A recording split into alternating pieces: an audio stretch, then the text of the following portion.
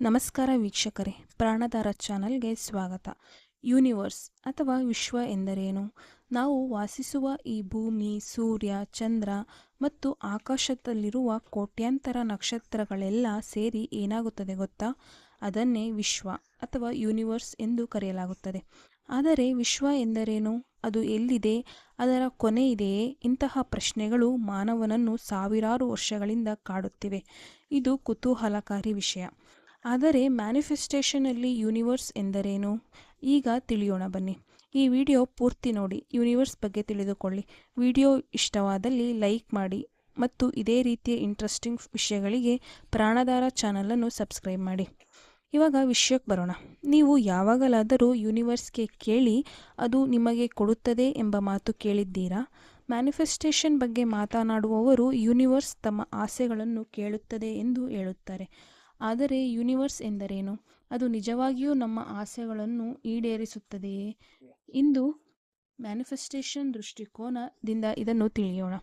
ಹಾಗಾದರೆ ಯೂನಿವರ್ಸ್ ಎಂದರೇನು? ಮ್ಯಾನಿಫೆಸ್ಟೇಷನ್ ಪ್ರಕಾರ ಯೂನಿವರ್ಸ್ ಎಂದರೆ ಕೇವಲ ನಕ್ಷತ್ರಗಳು, ಗ್ರಹಗಳು ಮತ್ತು ಆಕಾಶವಲ್ಲ. ಅದು ನಮ್ಮನ್ನು ಸುತ್ತುವರೆದಿರುವ ಒಂದು ಶಕ್ತಿ ಅಥವಾ ಯೂನಿವರ್ಸಲ್ ಎನರ್ಜಿ ಎಂದು ನಂಬಲಾಗುತ್ತದೆ. ನಾವು ಯೋಚಿಸುವುದು, ಅನುಭವಿಸುವುದು ಮತ್ತು ನಂಬುವುದು ಯೂನಿವರ್ಸ್ಗೆ ಒಂದು ಸಂದೇಶದಂತೆ ಕಾರ್ಯನಿರ್ವಹಿಸುತ್ತದೆ ಎಂದು ಹೇಳಲಾಗುತ್ತದೆ. ಮ್ಯಾನಿಫೆಸ್ಟೇಷನ್ ಹೇಗೆ ಕೆಲಸ ಮಾಡುತ್ತದೆ ಗೊತ್ತಾ?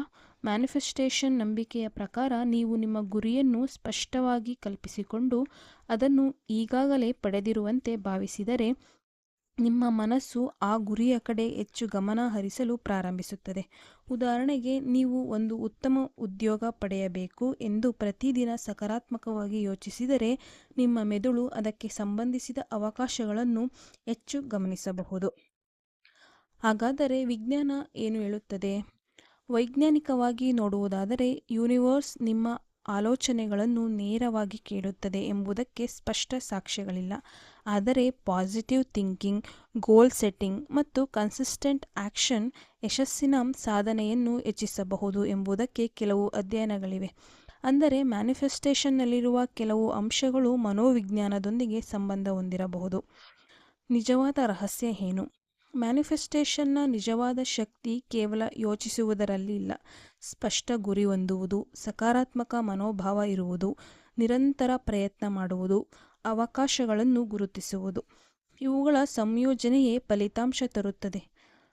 ಹಾಗಾದರೆ ಮ್ಯಾನಿಫೆಸ್ಟೇಷನ್ನಲ್ಲಿ ಯೂನಿವರ್ಸ್ ಎಂದರೆ ಒಂದು ಯೂನಿವರ್ಸಲ್ ಎನರ್ಜಿ ಅಥವಾ ವಿಶ್ವದ ಶಕ್ತಿ ಎಂದು ನಂಬಲಾಗುತ್ತದೆ.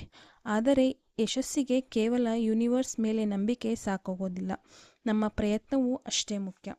ನೀವು ಮ್ಯಾನಿಫೆಸ್ಟೇಷನ್ ನಂಬ್ತೀರಾ ಅಥವಾ ಇದು ಕೇವಲ ಪಾಸಿಟಿವ್ ಥಿಂಕಿಂಗ್ ಅಷ್ಟೇ ಎಂದು ಭಾವಿಸುತ್ತೀರಾ? ಕಮೆಂಟ್ನಲ್ಲಿ ತಿಳಿಸಿ. ಹಾಗೆ ಪ್ರಾಣಧಾರ ಚಾನಲ್ ಸಬ್ಸ್ಕ್ರೈಬ್ ಮಾಡಿ. ಧನ್ಯವಾದಗಳು.